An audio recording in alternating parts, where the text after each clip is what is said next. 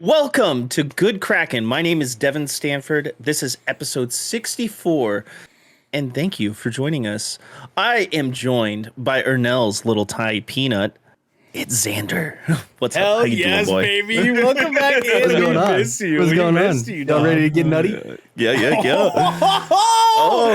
just to the left of me, we got my boy Ernell, Ocean Shrine Pearson. What's up? How you doing, Big Smooth? Aloha, babies. Nightmare Before Christmas is, in fact, a Christmas movie.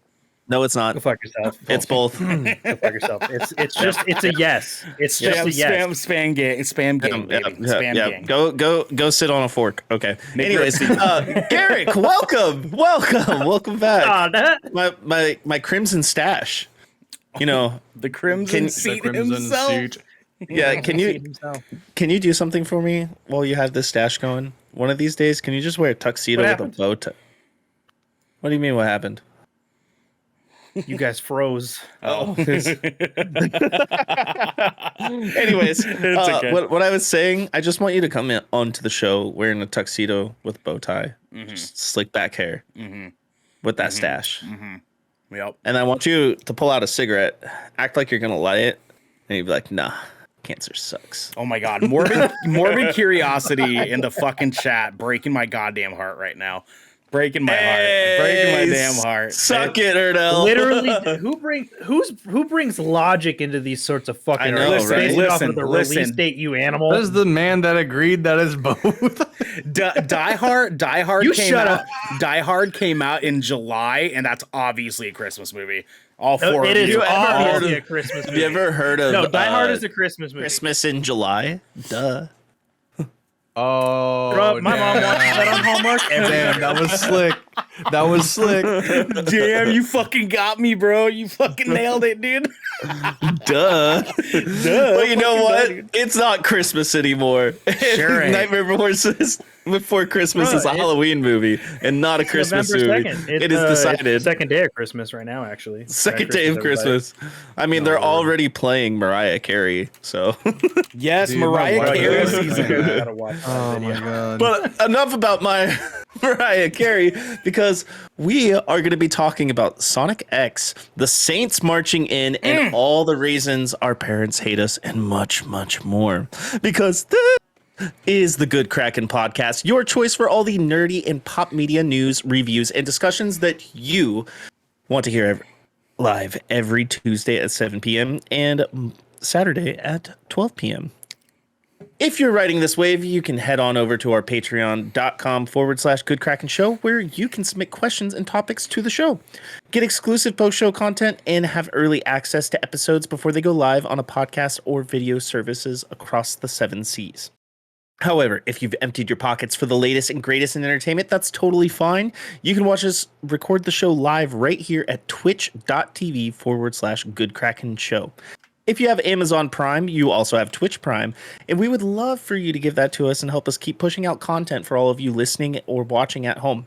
But you can also support us by going to our YouTube channel and clicking the beautiful bell and big red button, or by subscribing to our podcast channel by searching Good Kraken, ! And leaving a review. Guys, Xander, baby. we got some captain's orders. Yes, we do, baby. Let's go. Bing, bing, bing. It's the last week of our fundraiser. So every review we get on Apple Podcasts right now, this is the big one. It's easy for everybody. We will count it as $5 towards our fundraiser until November 6th. 4 more days. So, get your reviews 4 more in. days. Please, Do it. please get some reviews in. Not even just for like the fundraiser. Get some fucking reviews in there. The algorithm gets messed up and wonky until reviews are All thrown all hail over the mighty place. algorithm. Yes, unfortunately. Yep. So we got to punch the algorithm in the face, leave some fucking reviews in there. Please, you can literally go in there, 5-star us, and just say that fucking Devin dude is looking like a snack. Just looking like a snack. You know what I'm That's saying? all we need. Just You know go what I'm do it. saying? And then that's 5-star man. the 5-star man. Exactly. The 5-star man is out here looking like a whole fucking Yeah. meal. Make sure you give us 5 stars. Please. I'm okay with a 4-star because realistically we're like 2 stars and that'll average out between the 5 and like the 2. And that doesn't get us like, so that's fair. yeah. That's fair, you know? Yeah. Yeah. I don't know who this Peter thing is. What's happening? What's happening in chat? So here, I'm gonna give you the very short rundown here. The very short rundown, and it's that Bro, Peter, rip Peter. Bro, rip Peter. Straight up, rip Peter. Peter is a dolphin that was being experimented on by a whack ass fucking scientist. But this dolphin was also sleeping with the scientist's assistant back in the 70s, dog. Wild story. Bro, rip Peter. Wild story. But yeah, this dolphin, unfortunately, he offed himself, actually. Because dolphins apparently can kill themselves, like willingly. They are conscious enough. Are you sure he off himself? I thought that was that was taken care of in The Boys. Well, speaking of dolphins, we have some Devin. little waves coming in. Little waves. Beautiful segue. So this is where we talk about some stories that didn't quite make the big headlining news of the week for us, but we still thought they were worth mentioning. Ernell, What's tell up, the people baby? what they will not hear. You know what? I got you, Devin. I fucking got you, my boy. Morbid Curiosity in the chat. Thank you for coming and hanging out with us. We appreciate you. First off, we have Doctor Strange merch appears to confirm a major villain, and that major villain is Shuma Gorath, the tentacles that we saw in Marvel's What If during the Supreme Strange episode. Sort of insinuated this as well. Insinuated. Does not confirm at all whatsoever, but insinuates, of course. I saw that look Xander. And I saw that episode look 1, Xander. Captain Carter too. Yes. Insinuates. Again, nothing is confirmed here, but there is a coloring book for that is labeled as Doctor Strange and the Multiverse of Madness, and he is fighting Shuma Gorath from the comics. It is a comic animated art piece on the cover, leading us to speculate whether or not Shuma Gorath could potentially be a villain in Doctor Strange Multiverse of Madness. I was really hoping for Mephisto, but that's still hype. Honestly, like, even if we got Shuma Gorath, I think that's going to be very minimal. I really do just, like, confidently think that it's not going to be Shuma Gorath that's going to be the main villain in this. Like, it's going to be Mephisto.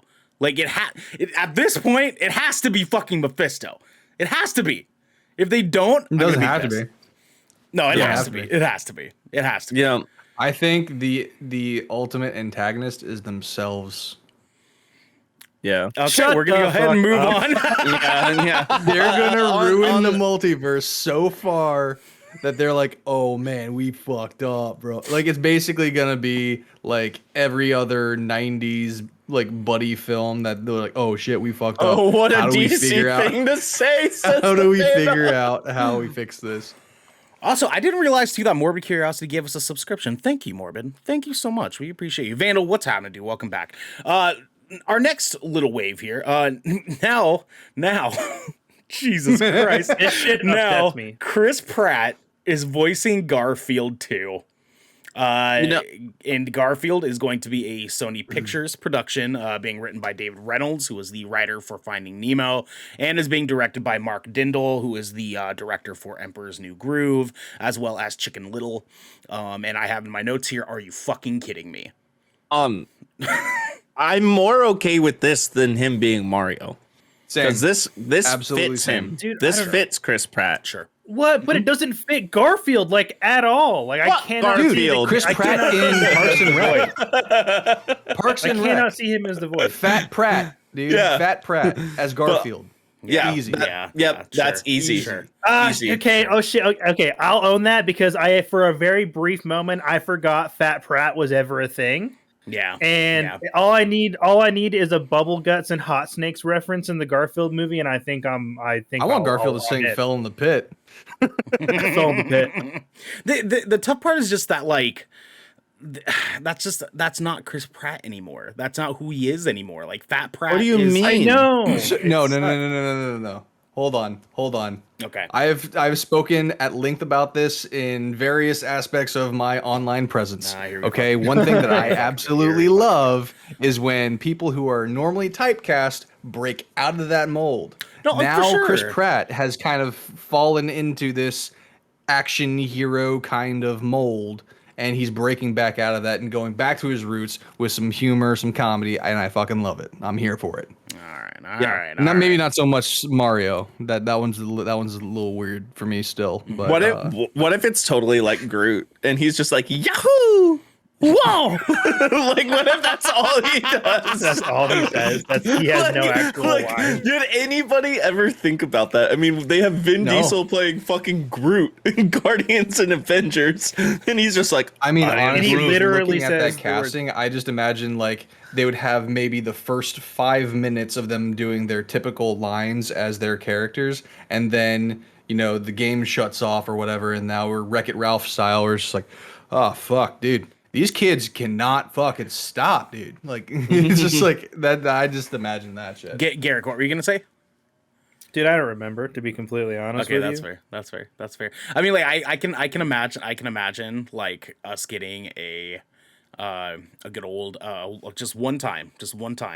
It's a Mia Star-Lord. It's me, I'm Mario. They're gonna coin a Star-Lord reference in this. Like they fucking will. Like I can feel it in my loins. I can feel it in my loins. All I know is I'm gonna buy my ticket to see Donkey Kong go. yes, yeah. Yeah, I love it, Wait, dude. is Seth Rogen really playing DK? Yeah. Yes. Yeah. Yep. And Jack Black is Bowser. And that's Yeah, I don't fucking. let's Imagine a Community style comedy, but with that cast. Like that would be pretty good. I love, yeah. Ooh, damn. Yeah. I can see it kind of just I don't know. I can see it, I guess. I mean, Yeah. Jack Black was is in Bowser's Community, gonna be Community super as a guest Imagine star, but- a comedy of all of them, but them being the teachers. That's fair. Vandal makes a good point. Jack Black was on Community. Yeah. Yeah. I like that show. Anyways, what do we I got love next? Community. Next up, Bloodborne D-Make gets a release date and trailer. And yes, that is not a typo, gentlemen. Bloodborne is getting a D-Make. And what this is called Bloodborne PSX. It's releasing on January 31st. And is a version of Bloodborne, the entirety of the game, but with graphics from PlayStation 1. So imagine Silent Hill or a Metal Gear Solid. Oh man. But Bloodborne. And honestly, fucking rinse my body with this. I am here for it. I want to try it, dude. Amazing. I've been following this since it got announced because one of my good friends is like super into Bloodborne and he showed it to me. But it is literally just a pure labor of love. Like it looks like someone was just like, I really want to do this just for the aesthetic, and they kept the game intact and like channeled the energy of the PlayStation 1 so well. I'm gonna play it. I'm really stoked on it. I'm excited too. One thing I do want to make sure I mention, because Vandal brings this up in the chat, what a cost-effective way to make a lot of money with minimal effort. Now here's the interesting part. This has nothing to do with Sony. They have nothing to do with this. This is someone else that is developing it. One person by themselves has been working on this for the past couple of years, and fuck yes. And I mean, like, cool. still, I guess Vandal's point is still like, valid there. Like, what a great way to make a couple bucks off a game that they obviously very much love. Yeah. Fuck yeah. Yeah. And I'm okay with a move like that because like it's number one, it's like he said, cost effective to make a bunch of money, and guess what? A whole bunch of fans are super stoked about it. Yeah. Dude, it's just Better a cool than and better than interesting what way to, game developers are doing retake the game. nowadays to get money. What'd you say, Garrick? Yeah. It's just a fun way, like, because everyone's all about the remaster these days. Like, this is the first time someone was just like, but what if we go back? What And if then, we demaster? and then he did it, and then you're just like, it channels like this, like you're just like, I just want to play this because it reminds me of like being younger, and it's still going to be hard as fuck, and that game is just going to beat your ass. Yeah. What if you can't use the analog sticks at all, and it's like an old school PS1 controller? It's like only the directional buttons. D-pad yeah. only. Oh, Oh, my man. lord, that would be I'm so here for tough. it. Dude, I'm so stoked for it. I want to play it so bad. I haven't played Bloodborne yet. You need to. I know I do, but I just kind of Bro. want them to put it out on PC at this point. It will. It will. It's coming. Honestly, It'll come. honestly, I'll let this be on record now. Be on record now. Bloodborne remaster video game awards announcement. I could see that. Okay, I could see that. They There's know. already rumors. Yes, there's already rumors. If that happens, I'm getting Ernell's name tattooed on my ass. Yeah. bet. There's rumors dog. that Blue Point Studios that did the Demon Souls remake is going to be doing Bloodborne 2. There's rumors on that. Rumor mill.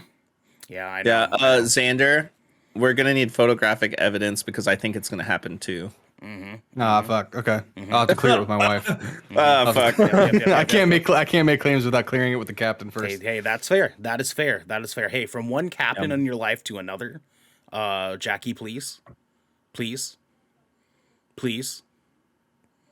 I'm gonna clip that and just like do the slow zoom in on your face and just send it to her. Bet, dog. Next up, Ubisoft reveals plans to develop blockchain games and NFTs. God fucking damn it. NFTs are fucking stupid.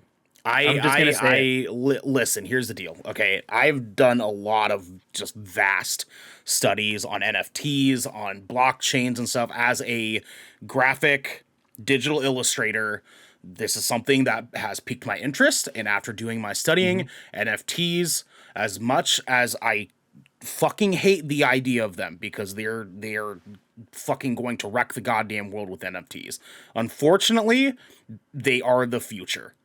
And it fucking sucks. It fucking sucks. The thing that sucks about it so hard is the fact that it could have been a valuable asset to the small artist community, and it's not going to end up that way because big companies got a hold of it first. Yes, exactly. Now, for all of you at home that do not know what NFTs are, it stands for non-fungible token. It is essentially a type of picture or digital item of some sort that is tossed down as a reward for different things, and it has an entire chain list of people that it tosses hand to hand.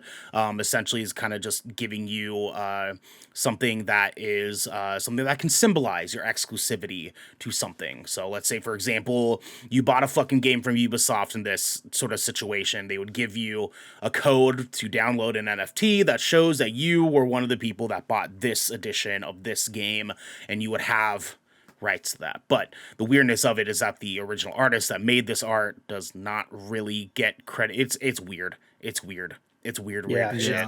And blockchain games in general is kind of fucking odd move in and of itself too. But that's a whole other fucking podcast we could do that subject on. Ubisoft be Ubisoft. Oh, that's for fucking sure, which sucks because I actually just applied for a job for them. Anyways, our last little wave, the first Book of Boba Fett trailer is revealed.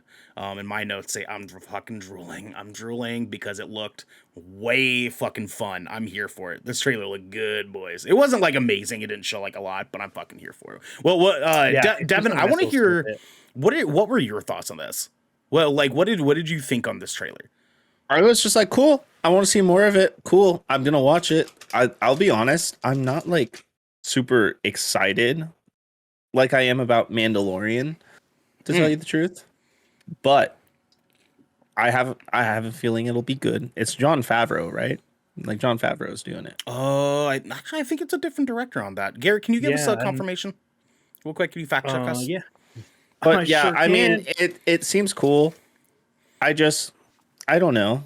I'm more interested in seeing like a Mandalorian, like go on these adventures with Jedi and stuff now, but it being from the bounty hunter's perspective and not the Jedi's perspective. But it's still cool, like being around all that because all that stuff is Star Wars, Confirmation: Jon Favreau is executive producer on the project. But not okay, directing. cool. Yeah, I don't think it's going to be bad at all. No, I'm just not like super hyped, but I'm gonna watch it. It's interesting to me because like when we got to the end of season 2, the final episode or whatever, and we kind of see like where things were leading at the very end. And then we got that like that post-credit scene about Boba Fett and all that good stuff. It awakened me to the realization that the Mandalorian, the name, is not just insinuative of just Mando himself, Din Djarin. It's not just him. It is talking about all Mandalorians. Because it's him, it is all the Mandalorians from like the Death Watch. It is now Boba Fett. It's like a whole bunch of stuff. And so when we come back to the story of Din Djarin, there's implications here that we're talking about them going back to the Mandalorian planet, or not the Mandalorian planet itself, because obviously it's destroyed. But going back and finding more of the Mandalorians that were a part of Death Watch and things like that, and then seeing how they face up against Gideon. And this specifically though. I'm interested in this sort of like side tale story of Boba Fett. It's gonna be cool. Yeah, I'm interested in it. I'm more excited for the Ahsoka series, to tell you the truth. That was exactly what I was gonna say, actually. Like, just because I like Ahsoka better as a character. Like, Boba Fett is cool, but he like I have never understood the hype behind him as a character, especially because in the original trilogy he's a useless ass like dude who just gets swallowed by a fucking Shai Hulud. So yeah, that's fair. The forbidden butthole. He gets eaten by the forbidden butthole. Andal says, no, it's just like, cool. That was it. Like that. Like, and everyone thinks he's like super duper rad because he like rocket packed himself to death. Like. Cool. Yeah, I was gonna say I agree with Vandal, where like the hype behind Boba Fett was centered around a lot of the side stuff, like the books and stuff like that, and kind of also the mystery of how he just kind of came about, where like he kind of just showed up in the holiday special, and then after that he appeared in the movie, and then he was kind of a thing from there, and then they just decided, okay, it was kind of like the Harley Quinn effect, where like it was a character that's introduced just randomly, and then out of nowhere people kind of just gravitate towards, and then like they just built upon it, and then the whole backstory that they did create, and it became like something really cool that people attach to. Me personally, I'm just still holding out for a Knights of the Old Republic series. Oh, that better be like the new trilogy. You know what I mean? Like, I would love to see that. Like, I don't even want a trilogy. I want a full-fledged series, 6 seasons long on Disney Plus. Fucking just in depth, in detail. Like, I don't think they're gonna give us a KOTOR like cinematic content until they've done until they've done Knights of the High Order or New Order or whatever the fuck it's called. The High Republic is gonna be dude, I'm so worried about it. I'm so worried about the High Republic. Same. Yeah. I mean, with that said though, as far as Boba Fett's concerned, any excuse I can have to see my fellow Kiwi Temuera Morrison, I am fucking down for. Yes, he is a national treasure. Absolutely. Absolutely. Yeah. Devin, what do we... Oh, that's Little Waves. That's Little Waves, guys. What do we got next? That is Little Waves. So now we're going to go to the Helm. I can smell it in my Yo, give me an ARG in chat. Give me an ARG in chat. Give us an ARG in chat. All right. I'll take this first one because it's something I've been talking about. Devin, hold on. You just got fucking owned in chat. More curiosity said the High Republic and put you next to it. I don't even know if that was intentional, but if not, that was fucking wonderful fate thing that just fucking happened there. I fucking love it. Sorry, Devin, continue. Don't call me out like that, y'all. Anyways, I've been talking about this for about a year now. Yes, I've mentioned this to Garrick and Ernell before, and I think maybe even you too, Xander. But Sega and Microsoft forged a strategic alliance to create large-scale global games. Oh, this has come from Jason Gusau? Gisao. Okay, Jason Gisao over at Game Informer. Sega has backed the development of some of gaming's most beloved franchises: Sonic the Hedgehog, Yakuza, Streets of Rage, and Bayonetta, to name a few. It seems as if a quote tactical alliance with Microsoft is in the works to create next generation experiences using the Azure cloud platform. The partnership hasn't been solidified yet, but a Sega Microsoft joint effort could lead to the creation of quote large scale global games. An article on the official Sega website provides more context for the entertainment company's Microsoft supported plans. Sega's chief goal is to develop, quote, super games with the specific focus on using keywords like global, online, community, IP utilization. We might be in for a new era of the Sega published / developed multiplayer games based on the recurring theme, perhaps even MMOs. But that's all speculation. Sega Corporation President and COO Yasuo Sugino chimed in with his excitement for the partnership and the recent announcement as a whole. Quote, "We are very pleased to announce today that we are considering a strategic alliance with Microsoft to help develop Sega's new, quote, super game initiative, as well as build a next generation game development environment. By considering a strategic partnership with Microsoft, we seek to further advance our game development so that our titles can be enjoyed by fans all over the world. In this regard, we aim to build an alliance that utilizes both Sega's powerful game development capabilities and Microsoft's cutting-edge technology and development environment." End quote. In a similar vein, Sarah Bond, the CVP of Microsoft, voiced the conglomerate's respect for Sega's historical pedigree and emphasized the utilization of cloud-based capabilities. Quote, "Sega has played such an iconic role in the gaming industry and has been a tremendous partner over the years. We look forward to working together as they explore new ways to create unique gaming experiences for the future using Microsoft Cloud technologies. Together, we will reimagine how games get built, hosted, and operated with the goal of adding more value to players and Sega alike." Wow. That is some big freaking news. It is. Ambitious. It's interesting too, though, because it's like this isn't technically an acquisition; it's a partnership, and so that kind of changes the implications of what that could be, right? So it's like, Yeah.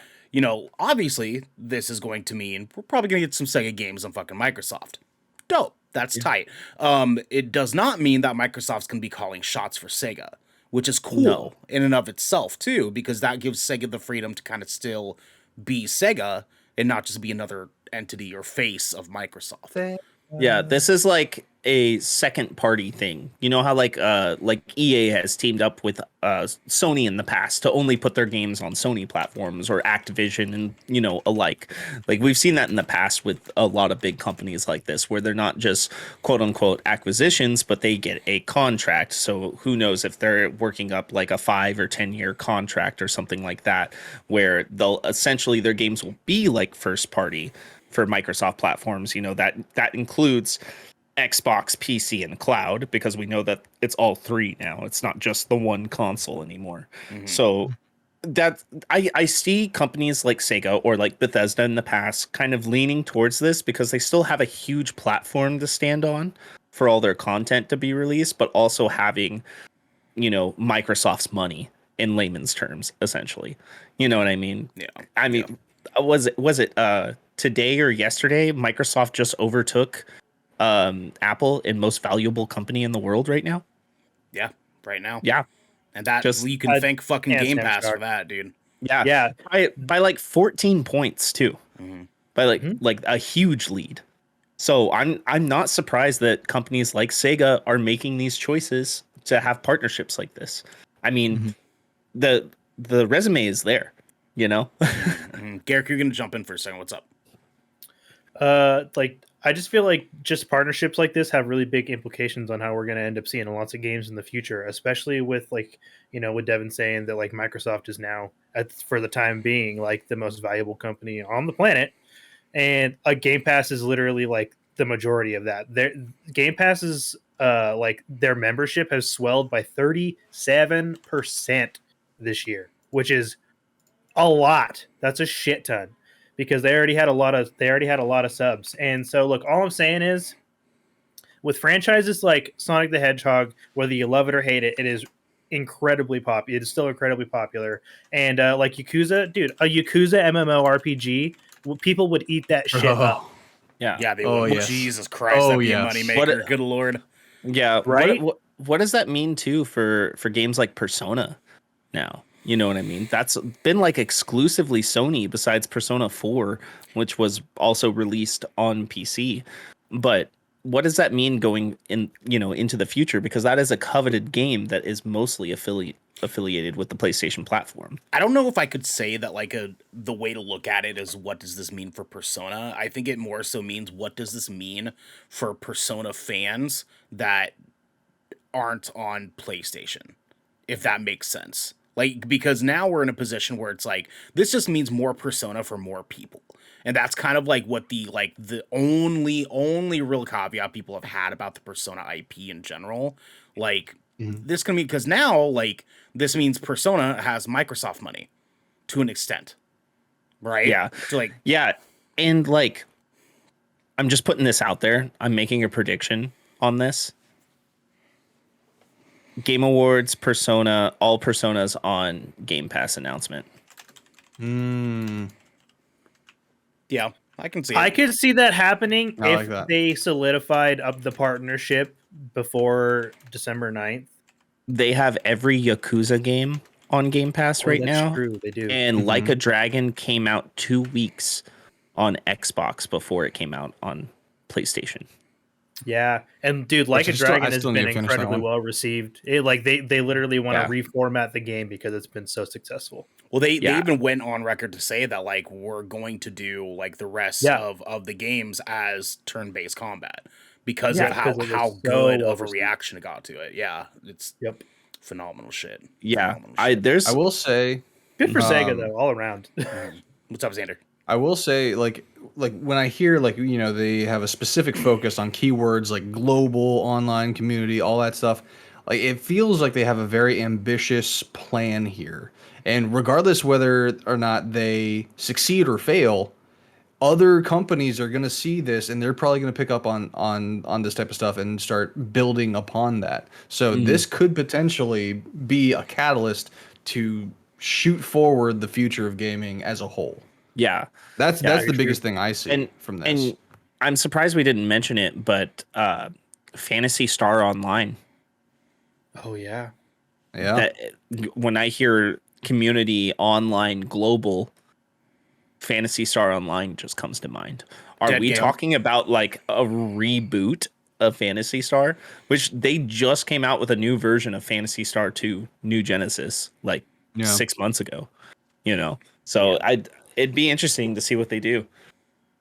I have high hopes for this because I have a soft spot for Sega. I think Vandal in chat, he may or may not know this person in question, but back in the day, I had a friend who regularly did retro Sega game reviews.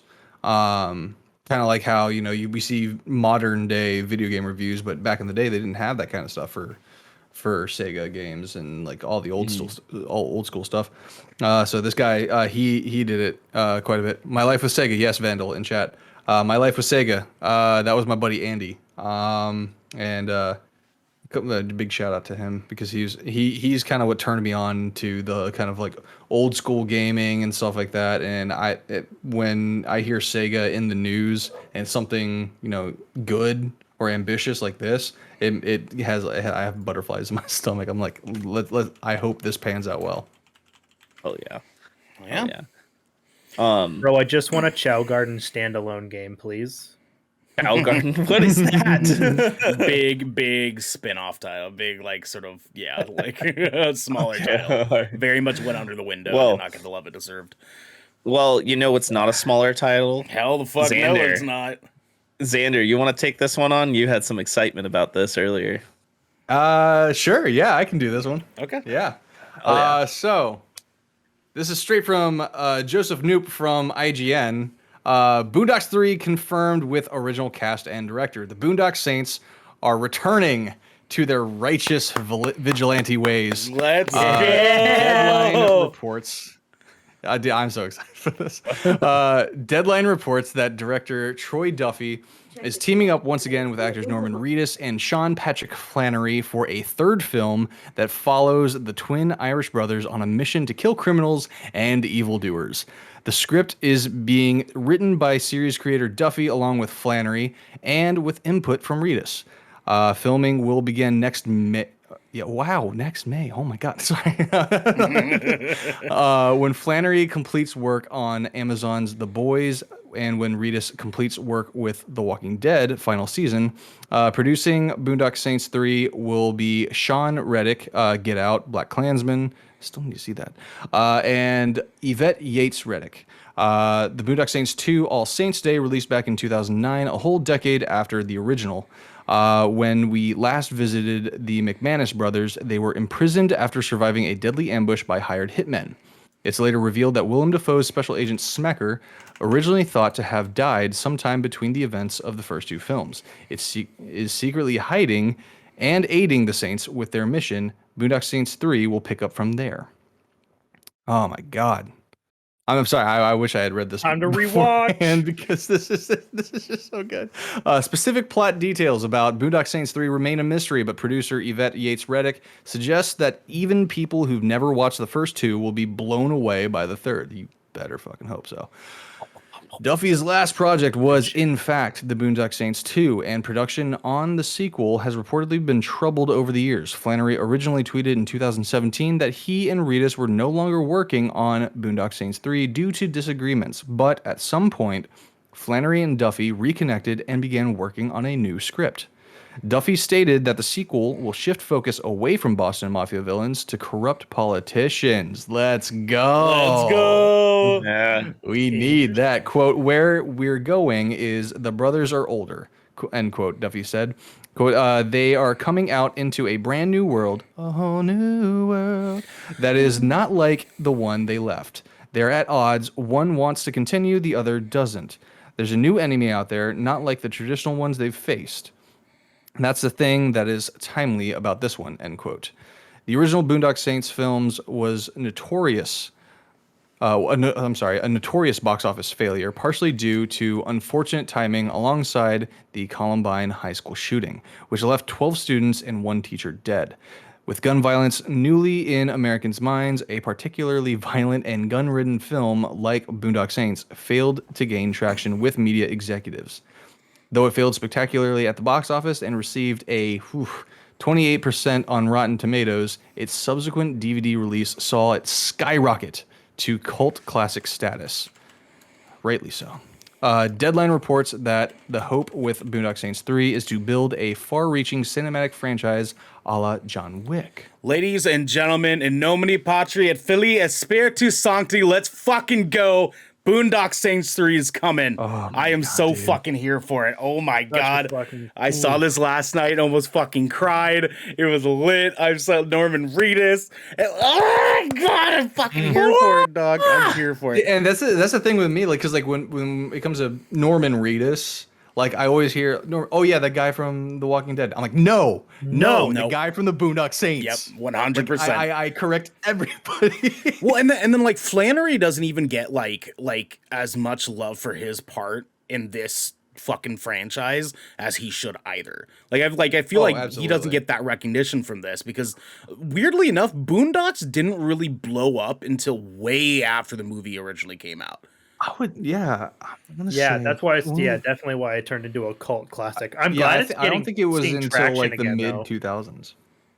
That's when I remember seeing it. Was like I think I remember watching the original just in like the basement of a homie's house in like Mhm. 2006. Yeah. Like, I was definitely in high school, and I had to be like a sophomore, I think, when I saw that movie for the first time. Yeah. Yeah, it's Such a dude. good movie. I think it was high school for me too. Like freshman year, like 15 years old. I think is when I finally got into Yeah, it. that sounds And- about right for me. And I kind of Yeah, only same. got into it because I had a crazy fucking Irish friend named Dylan who was a transfer student. And he's like, you watch? I don't have a good Irish accent besides like, you can suck on me, shillelagh. Like, that's the most I got. Have you watched the Boondock Saints? There you go. Thank you, Xander. Yeah, that's what Dylan said. And I said, no, not yet. And he was like, you will now. And so he took his Lucky Charms and he took me and we ran off to his place to watch Boondock Saints for the first time. I love how when you went to try and like impersonate an Irish accent, it was like all deep for a second. You're like, wait a second, I don't know what I'm doing. I don't do an Irish accent. I can't do that. So when it comes to that, I remember, and I apologize to any Irish viewers or anyone who is Irish, and I butcher it. But for me, like the stereotypical Irish accent, you just think to yourself, they're always after me Lucky Charms, and then just like go from there. Just blend off of that, right? Yeah. I believe it when we shit 10 purple. Anyways, that's the only other one that I got good. That's anyways, dude, this is it's pretty dope. Vandal saying feeling pretty marginalized. My thing is, I hope they bring the ghost of Rocco back. Oh my god, no, don't do that to us. But you know what I will say, want to see Rocco one more time. If they find some way to bring back Dad, I will be happy. There's no way it's possible, but I would be happy. Even if he came back. What about fuck ass? We gotta bring him back. Yeah, we do. Fuck ass. Yeah, we do. Fuck ass. Fuck ass. We need him. Well, it's crazy too. So like as some of you might know, like my favorite show of all time is House. Like House MD. And in the show, in the last 2 seasons, Dad for the Boondock Saints plays as House's biological dad. And so seeing him in that every time that I do my yearly like annual like House watch, I'm kind of like, God, they need to fucking bring Boondock Saints back, man. Like every fucking time I see it. And now and here we are. Dog. I'm saying, like if there's any fucking reason for us to do a watch party, that's it right there. Absolutely. That's it right fucking there. And also, I have to credit Rocco for teaching me the diversity of the word fuck. Yeah. That's fair. Like that one scene when they finally take their masks off and he's just like, fucking, what the fuck? Fuck, who the fuck? Fuck this fucking, how did you two fucking fucks?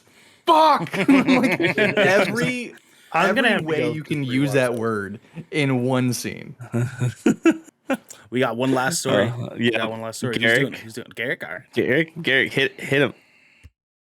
Damn, you guys had the opportunity to make me skip reading and you passed on it. Look, I'm just asking, you guys asked for this, okay?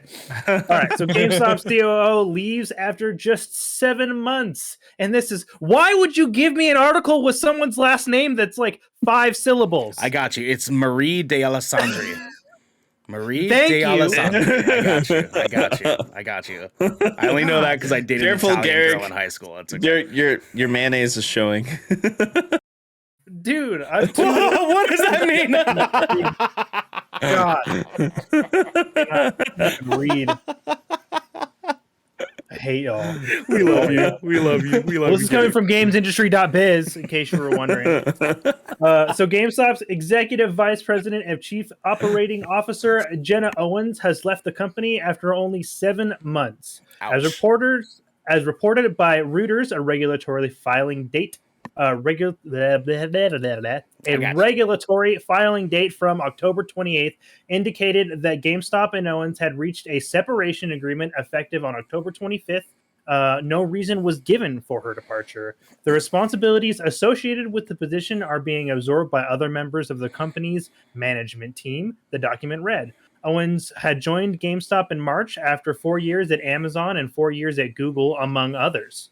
GameStop has had a new CEO since June, with Matt Furlong joining from Amazon, where he was head of its Australian business.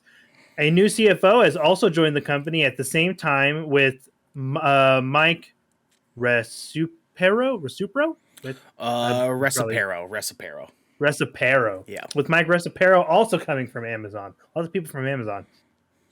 In September, GameStop reported its second quarter earnings, with the company reporting net sales up 26% to $1.1 billion, with net losses of $61.6 million compared to a $111 million loss from the previous quarter. That's actually, honestly, kind of surprising. like I feel like just as a whole, GameStop is a sinking ship. Like they are a dated company with a dated business model that does not translate well to the current modern gamer consumer. Like Yeah. I don't even buy physical games anymore, guys. Like Yeah. I have no reason to go to a GameStop. And like they tried to shift to the collectibles thing and like that failed pretty hard for them, and like it's just because there are just other businesses that do that better. Like I'm not shocked that like the CEO that people are leaving. It is rather surprising that so many people left Amazon to join this company, and I think a lot of this has to do with like that big weird GameStop like stock fiasco that we saw like earlier on in the year, where like their stock like literally rose ridiculous amounts and then dropped ridiculous amounts in like days and weeks. Mm-hmm. I'm going to And find out for us right now. Hold on. Do a little bit of digging. Keep going though. but it's interesting to see, like, to me that their profits are up because they haven't really made a ton of effort to adjust their business model, and like their website is still so fucked on like just the regular traditional end. If I were to type in gamestop.com right now, I guarantee you it would come with a white page that said access denied because their shit don't work. That's fair. Like it's like Yeah. it's like I just like I used to, and I even hate that I have to like say this because I used to be like an avid GameStop shopper. Same. Like Retweet. was like I literally had like I had a GameStop. I had like a local GameStop that was like my GameStop. It wasn't even the closest one to my house. It was just the one with the people that worked there that I liked. And so like that was like my GameStop. You know what I'm saying? So like I would go to that GameStop and I put all my pre-orders there and I get my collectibles there. And like it sucks that this sort of like business is sort of dying off. But I feel like at the same time they ended up doing it to themselves because they weren't willing to adjust with like modern consumer needs. So there was nothing about GameStop and Amazon like being connected at all. But what I think it is that they hired the first ex Amazon employee, and then from there they probably just had recommendations to hire other people that they used to work with when they were at Amazon. Is kind of what it sounds like. Because working anywhere other than Amazon is probably awesome. Oh yeah, I'm sure. Second to GameStop, apparently, because 7 months is not a long time for a fucking executive vice president and operating officer to be in your fucking company. That is a quick turnaround. That's way quick. They just said there's no saving this company, and they just dipped. Well, here's also go ahead, Garrick. Go ahead. Also, the fact that like they're not hiring a new COO, they're just letting that individual's responsibility be absorbed like into other people. Like that's gonna cause a domino effect. That's just gonna involve more people leaving. Very much so. Very much so. And like it's kind of just this weird thing where like you said it right. Like GameStop is more than likely just we're just ready for that ship to fucking sink, right? The thing is like GameStop has every capability to change their business model. And you can see that they were trying, which is why they had like Reggie fucking working with them and really trying to get things fucking turned around. And it made a little bit of a difference, obviously, because we're seeing like net sales kind of slowly have much more of a better turnout than what it was doing because they were like damn near fucking bankruptcy before. And now like the thing is like they really need to just focus on their collectible side of things, but do it right.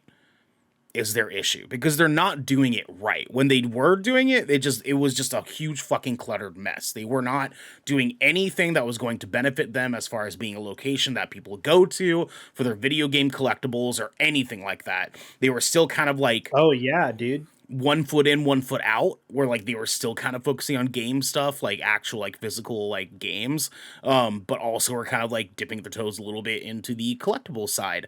And because they were never willing to commit one way or the other, that's what's going to fuck them the hardest. And I'm sure all four of us and everyone in fucking chat can agree the second we started realizing that games are going to start going digital and that was going to be the focus, we knew GameStop was going to fucking crash and burn.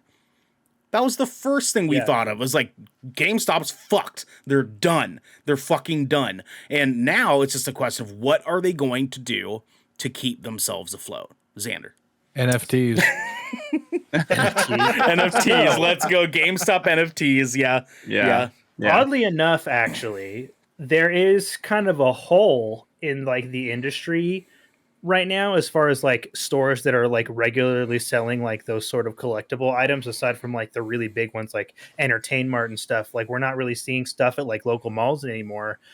Games or like Hot Topic actually has kind of shifted away from collectibles, and they're kind of just turning themselves into like more of like an alt fashion sort of thing. But we do have like there is a like a chain store called Box Lunch that is like blowing up in the collectibles scene. Like they're getting really big, and they've got like a really successful business format but they offer both dated and new like franchise and fandom merch. If GameStop could take that business formula and apply it specifically to those in the video game industry, I think they'd be able to fit themselves into a nice little slot to survive for like the next 20 to 25 years at least. Yeah, exactly what I mean. And Box Lunch, like Vandal said, Box Lunch is fucking lit. They've got some dope stuff out of that place. Dude, yeah, my wife and I love the fucking place. Like their collectible shit is the raddest. I need to look into that. Yeah, I've never heard of that. It's dope, bro. And they're gonna overcharge you, and you're gonna be like, okay. 110%. And then I'm gonna look up the same. I'm gonna look up the same items on Amazon and see how much they are on Amazon before I buy them. I mean, sometimes you can't even really find them. Surprisingly enough, like they have a lot of unique contract stuff that like you can only get like there. Okay, it's really they've got a very niche spot in like the collectibles industry right now. And if like I feel like GameStop just needs to they just need to ask. They need to be like, all right, look, we're fucking it up here. Like, can you guys we don't want to compete with you, but can you just give us some pointers? That's fair. That's fair. Devin, what do we got next, my dude? Well, we've gotten all the news out of the way for today, so it's time to show me what you've got your hands on, guys. Tell me what you got going on. Let's go. Motherfucking deck, Devin. It's on the motherfucking deck. Let's go. Today, everybody gets one. Okay? Yes. And the words of Peter Parker, everybody gets one. Now, Devin, for the people at home, what is Hands on Deck? What is it? So Hands on Deck is where we talk about a game, a movie, or a TV show that we've had our hands on, and we try to explain it and tell you all about it and see if it's something you'll like, and we try to convince you to get into it. So, Ernell, it's your turn. Ooh, you want me to go first? You're gonna fucking hate that decision. Last night, I watched the brand new Army of Thieves. I don't hate it. I just know that the Army of the Dead is bad. Anyways, so Army of Thieves is, for anyone who doesn't know this, is a spin-off prequel to Army of the Dead, the Netflix movie, technically. Kinda. And my consensus is, drumroll. Drums. This movie drum noises. is very good. It's very, very good, actually. And I do mean that in a way that is not being facetious, the way I say it about Army of the Dead, where Army of the Dead was like good for me personally, where I was like, this is slapstick as fuck. It's not fucking good quality content, but like I can see what he was trying to do. Fine, sure. This actually is not a bad movie. This is a very much a fucking good movie. They basically took what they were trying to portray in Army of the Dead, this sort of like slapstick like horror comedy, that was more focused on the horror action side of things, where this is very much like campy comedy that just so happens to be in the world of Army of the Dead. And it works in its fucking favor. The German guy that this movie is about, that was in Army of the Dead, is just so good at playing the best character. So good at playing this fucking character. They do a good job. It is very much a heist movie. It is a heist movie in every way, shape, and form. It has nothing to do with zombies. Very, very little to fucking do with zombies. As a matter of fact, in this universe, at this time, America is the only place in the world with zombies, and they don't go into America virtually at all this entire movie. They go through like 5 different places in Europe, but nowhere in America. And it works. Ocean's Dead. Ocean's Sorry. That's good. That's good, Morbid. That's fucking good. I like that. Ocean's Dead. I love that. Yeah, Yeah. it's a good movie. I really do highly recommend watching it. Like, especially if you watched Army of the Dead and did not like Army of the Dead, Devin, go watch Army of Thieves. Like, you will genuinely enjoy it. And it might get you sold back into the universe, because I can see it was Snyder, right? Was it Snyder? Yeah. Yes. I can see Snyder wanting to turn this into a bit of a small universe that's going to feel and play out like a comedy Fast and the Furious. Okay. Yeah. Yeah, I'm kind of here for that. Right? Yeah, I'm okay with that. It's just, I was solely based on the fact the first movie was just not good. I do want to watch this movie. I almost watched it last night, but I think I'm going to watch it tonight with my partner, actually. Highly after the recommend. show. Highly recommend. I actually did a thing where I got So I drunk have a and watched question. Army of the Dead after my first viewing, and it was much more enjoyable. Garrick, what is your question, my friend? So I know you mentioned that this was, for all technical purposes, a prequel to Army of the Dead, correct? Yes. So, but would it still serve you better to watch Army of the Dead first, If so you can get to know the characters, or is it should you still watch the prequel? so, the only character that's in this that is from Army of the Dead is the German guy, the German locksmith. Oh, okay. Yeah, so this is his story of how he sort of stumbles into Army of the Dead, like how. So in Army of the Dead, for anyone who has watched it, Dave Bautista, and his partner in the movie, I don't remember the actress's name. Xander in the chat, fucking friends and family, family and family. They approach this guy in a locksmith shop, not realizing that he is full on like a safe cracker. And this movie sort of talks about how he ends up in the United States and why he is so good at safe cracking. And this is his sort of backstory explanation. And he essentially gets involved with a group of thieves that are trying to heist these very specific 3 safes that were created by a Norwegian safe maker, and they're like legendary.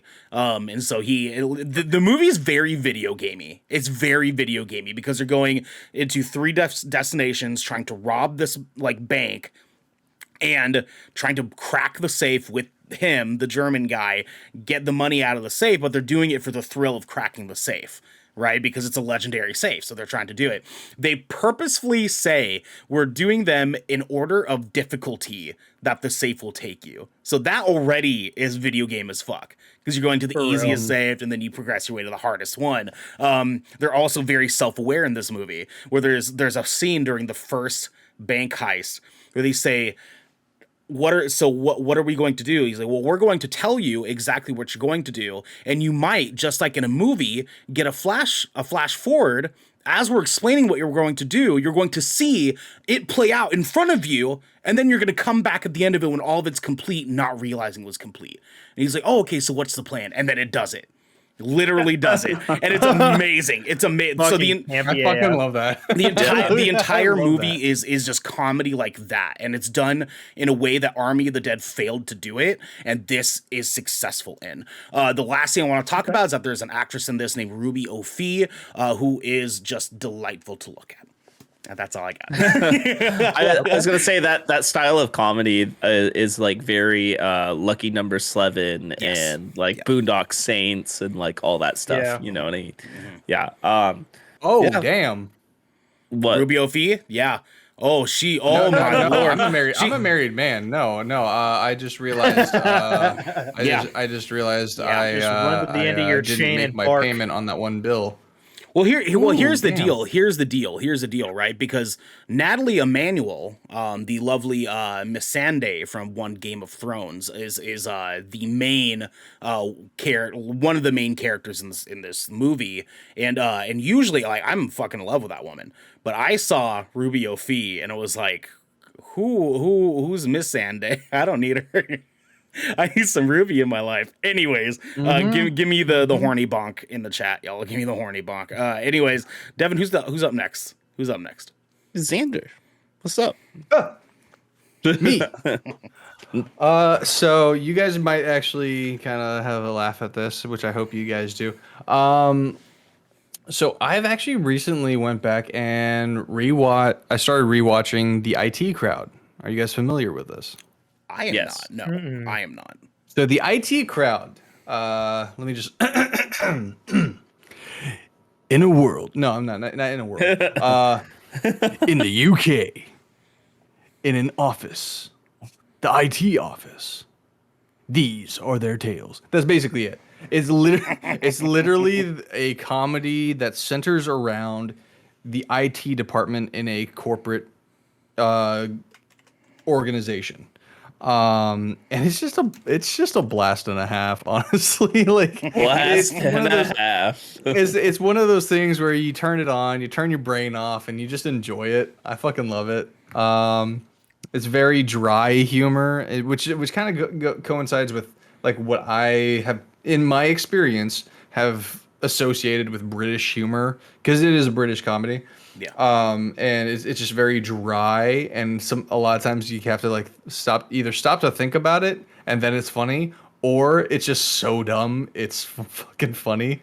Like one of my favorite scenes is right there in season 1 where a fire breaks out in the office, and this guy Maurice Moss, he's the most socially awkward nerd you'll ever meet, and he's sitting there. He's like trying to figure out what to do. So he opens up his email and starts typing. He's like, "Fire!" Exclamation mark. Fire! Exclamation mark. Help me! Exclamation mark.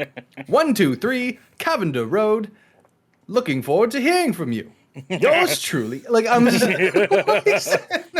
It's very Monty Python. I like that. It sounds very Monty Python. Very much so, and I absolutely love it. That's pretty much what I have been binging on my laundry time.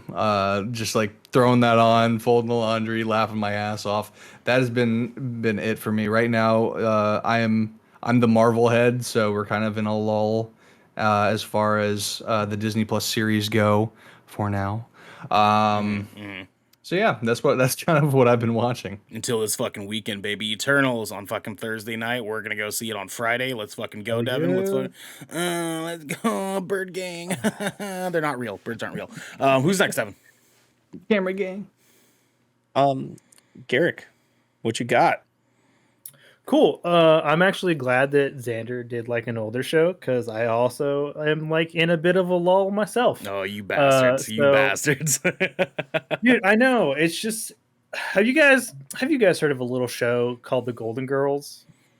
Yes. I'm ending the stream. They right do now. not I'm hold ending back, this show man. right now. They are savage. Golden Girls is so good. They're so good. It's so fucking good. Like it is literally one of the most timeless sitcoms to ever grace TV. Like if you don't bruh, like they all have such relatable energy too. I can't not love that show because for one, Dorothy literally just reminds me of my grandmother. Like if she ever hears this, she'll fucking kill me for that. Yeah, sure. That's fair. But dude, like it is so down to earth and cleverly written and was such ahead of its time.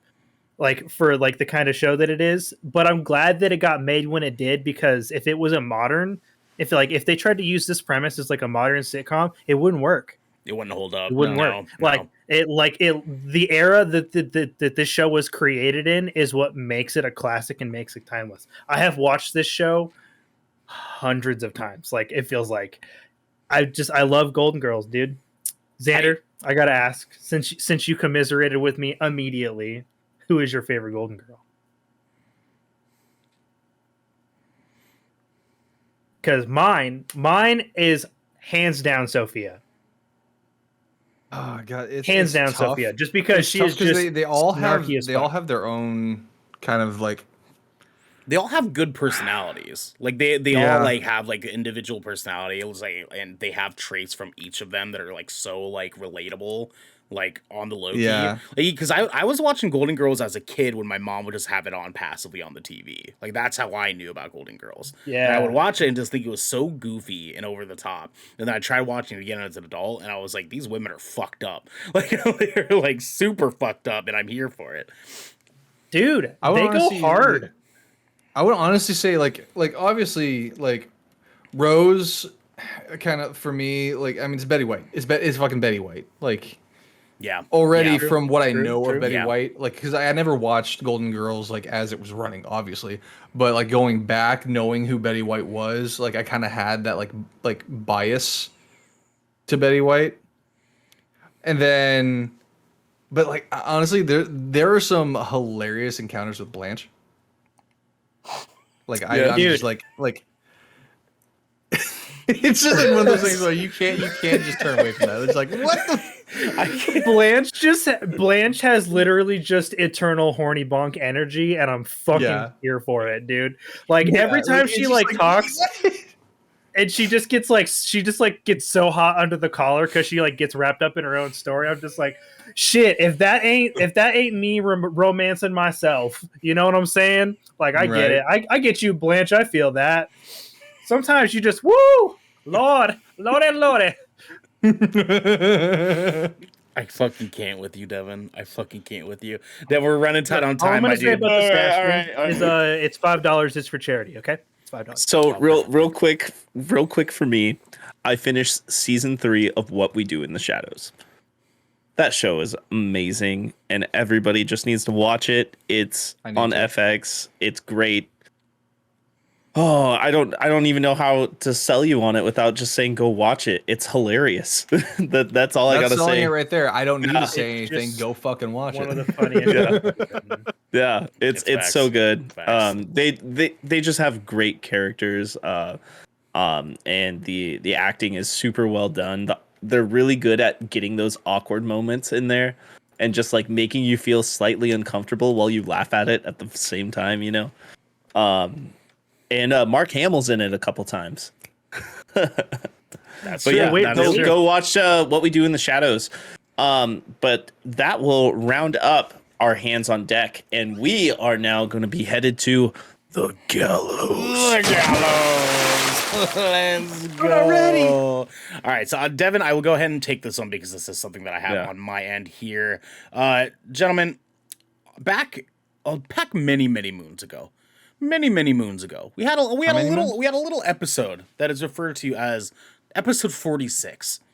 Okay, as one could call it. Yes, episode 46. It was labeled as lame, nerdy video game questions. And on this day, we went through 25 of a 50 question questionnaire that is just supposed to be asking each other dumb, nerdy, lame video game questions. And we went over them that day. And tonight, we are completing the last 25 of this list. Gentlemen, give us a hand. Give us a hand. We're fucking doing it. We're fucking doing it. I loved this Fucking episode. my Microphone doesn't pick up claps. Clap. About 600 listens later, we are now here. Gentlemen, we are now here. Yeah, boys. Garrick, what are you going to say? You said so. So, oh yeah, did you do it on this episode because it was the 46th episode and this is the 64th episode? That's probably exactly what. Or am I just ADHD as fuck and I notice weird shit? Oh my gosh, Ernell just had like a coming. He like, literally I just broke his universe. He was just like, Yeah, his whole universe just shattered. You know that scene from Hot Rod? Wait, you're saying That hold wasn't- on. You're saying that wasn't purposeful? Like, It's like that scene from Hot Rod. He's just like, that shattered my entire universe. Dog, I did this episode because it was the end of October, and I was like, okay, we got to cut off the horror content. What better of a way to move away from our horror stuff, away from Halloween, and getting back into our usual classic good Kraken content than to finish this off. he's just over there like, Dude, I literally that is how my brain sees everything. It's just random shit like that. I am just shooketh. I'm just shooketh. I'm just shook. He could be found later Yeah. tonight in his bed in the fetal position, like, oh my god, is it 46 and 64? Future. You have shaken his entire universe. Actually, funny enough, just quick, real fast. The other night, Devin gets onto Discord saying that I am in our GK show chat. And he sees on the camera, he goes, oh, hey, Ernell's still awake. Let me go talk to him really fast. He goes into the room and sees I'm laying on my bed in my boxers in the dark, asleep. So what had happened is I left my computer on to finish uploading one of our videos and fell asleep for bedtime, leaving my computer on so the video could upload overnight. And Devin went in, saw me there, was like, that's not Ernell. That's like Ernell, but it's not Ernell. And so being the boy that Brevin the dude is, he exited me out like a fucking fine gentleman instead of being a fucking gross skis bag and doing a million one god awful things he could have done that night. I'm just sitting there with a bag of popcorn. I hope he jumps. I contemplated just going live on GK just with your cam. Oh, please. Yeah, see, that's what I'm talking about. That's what I'm talking about. Thankfully, Devin is not a fucking That would've been scumbag amazing. because I was in one of the most vulnerable states of my life, and he did not take advantage of that. With that said, I am very thankful it's not one of those nights. Anyways, we're going to go ahead and move into... So He needed the awkward. slow zoom for that one. Yeah, I know. I need it really bad. I'll work Yeah, on you need that deep zoom. Gentlemen, the way that we will do this... Oh, that deep zoom. The way that we will do this, each question, we'll answer rapid fire and then briefly talk a little bit about it after we have all answered. It has to be fast, has to be off the top of your head, and that is the way we're going to do it. We will do Garrick answers. In turn, will be Garrick, Xander, Devin, me. You got it? Garrick, Xander, Got it. Devin, me. Okay, sick. Number 26. Do you prefer co-op or player versus player? Garrick. Oh, dude, co-op 100%. Fuck PvP. I hate PvP. Xander. All my homies hate PvP. PvP, because fuck people. Devin. PvP because I love to hear people cry. God damn. I'm co-op 110%. I love co-op multiplayer experiences, dog. I love it. I don't hate co-op, Same, but same, just same. Yeah, I don't there's hate co-op nothing either, but I funnier just than love just getting just fucking. yeah. Oh yeah. Same. I'm just too trash for PvP games, and I'm willing to admit that. So I just skip them. Just fair. seeing like or just hearing people just rage and get so tilted like in a proximity chat when you kill them, especially like Call of Duty or anything like that. It's just like I just sit there every time I hear it, I'm like I just Or like don't. Halo See, I'm the guy that gets Yeah. tilted though. I don't. and I'm the guy that goes I just don't. I don't get a hard on for that the way Devin does. You know what I mean? Like I don't get a little like I don't go into like fight or flight mode when the way Devin does when it comes to someone like getting real toxic and gross and sweaty like in a game. Devin's just like, hey, fuck you, and he's just out here trolling the fuck out of people. Like I don't get the same effect out of that Devin does. You know, unless it is Dark Souls in the Dark Forest. That is a different. Yeah. I will troll the But just- fuck out of people in that game. But Just remember when we were playing Splitgate and I was like, fuck these kids. Boom, boom. One. Can we two, go back to three, that? Can we four. play Splitgate again? Yes. I Yes. love that, dude. we will. There's rumors that they're going to be doing another rollout soon, so we can take a look at it then. Yeah, give us question 2, man. You got it, let's hear baby. You got it. We got question number 27. What is the first console you ever owned? Garrick, go. Super Nintendo. Xander. Nintendo 64. Devin. Sega Genesis. The first one I owned personally, that was mine. Sega Genesis as well. Yeah, dude. Super Nintendo. My dad had one, but as some may know, my dad took it with him to go buy cigarettes for the last time, and so. Damn. Oh man, Dude, I thought you were gonna I say hope he milk. left the fucking. I hope he left the AV cables at home. Of course not. Of course not. Of course not. Of course not. Let's see. Morbid in the chat says the Virtual Boy. Vandal says Atari 2600 Gang. And Esco says Nice. PlayStation, the first one that was gray. Hell yes. Good answers. Yeah, yeah. I shortly after the Rainbow Genesis, color, ooh. I got the N64, and then like 3 months later, because my dad wanted it, he bought a PlayStation, but I played it more. Yeah, actually, fun fact, someone had broken into our house and stole my Sega Genesis when I was a kid. I was a Oh, wreck, fuck. dude. I was a wreck. Shitty. Oh my god, I had the Lion King, I had Shaq Fu, I had the whole fucking get up in the fucking Sega Genesis suite, dog. Like I was packed. And my heart was broken that day. Yeah. But my mama ended up getting me a Game Boy instead, so I was happy. Morbid actually brings back something. The Game Boy Color. So I actually can't remember. So my memory as a child is very fuzzy. I don't know if it's whether I was bonked too hard on the head or Yeah, probably. what have you. But I can't actually remember whether or not the Game Boy Color was first or the Nintendo 64. But I know it was like obviously Nintendo was Game like, Boy Color. Well, no, 64. I remember I had the 64. teal one. I had that 64. I had the But teal. the 64 definitely color. came first because I had a homie Yeah. that had a 64, and then I remember getting like a Game Boy Color with Pokemon Red version for Christmas, and that was like my first handheld I ever owned. Yeah, I remember I had the Game Boy Color. It was a Christmas gift, and it came with Pokemon Silver. That was my Christmas gift. That's a good. But I that's can't a good remember gift. if that that would've been a came. I later can't one remember if then. that was after or before getting the Nintendo 64. And I Esco know and- that I had a Nintendo. I was What did you say? I was just gonna say Esco's calling me out in the chat. This man said Lion King, bro. Dude, That's like Lion- one of the okay, hold on. hardest Lion fucking King, I video played games. that. Hard as fuck. I played that. Yeah. That even play that game today and talk shit about it. Like Dog, Dude, yeah, seriously, literally seriously. play It's Lion King or Aladdin, ridiculous. and then come back to this chat, and you'll be Yo, like, "All right, I'm mad respect." telling you, that game was hard as fuck. you were a true gamer if you fucking beat that game. I it took me years to get past the ostrich level. Years. Oh my God, dude. Years. Okay, so Dude, the game's Morbid so actually has frustrating. confirmation for us in chat. N64 was September 29th, 1996, and Game Boy Color was October 21st, 1998. Okay. That makes sense. There That you does have sound Okay, about right. because I remember I actually couldn't play the Nintendo 64 when I first got it for Christmas because they also bought Donkey Kong 64 to go along with it. And Donkey Kong 64 was one of those games that required that little like expansion Yeah. little Yeah. device or Yep. whatever, the expansion pack. And we didn't have that, so we had to wait until we got that.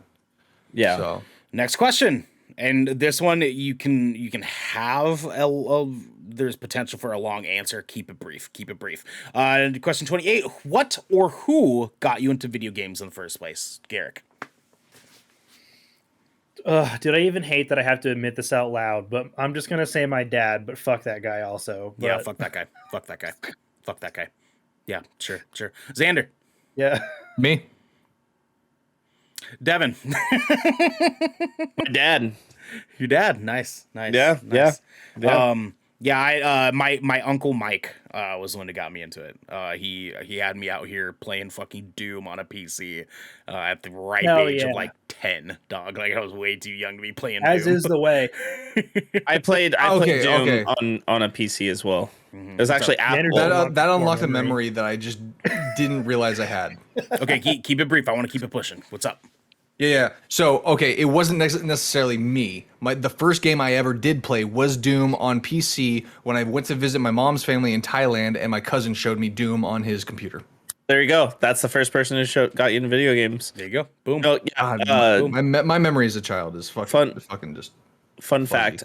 I can't remember what Apple computer it was, but my dad had like one of the nicer Apple computers back in like the 90s. You know, the gray ones, the Macs. Yeah. And we had Doom and Wolfenstein on floppy disks. Yeah. And I played those off of floppy disks, Yep. guys. Let's fucking go. And Diablo 2. Yeah. But yeah, that's it for that. Classics. What is the longest amount of time you have sat playing games nonstop? Garrick, go. I've definitely done a 24-hour or more session before. Okay. Xander?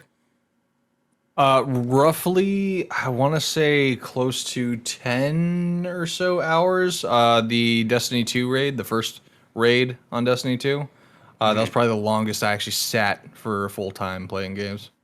Morbid, I would say P breaks are fine. P breaks are fine. Okay, I Yeah. was gonna say with P breaks, definitely over 24. Yeah, then, pee breaks and food breaks. Yes. Yeah, those are fine. Those are fine.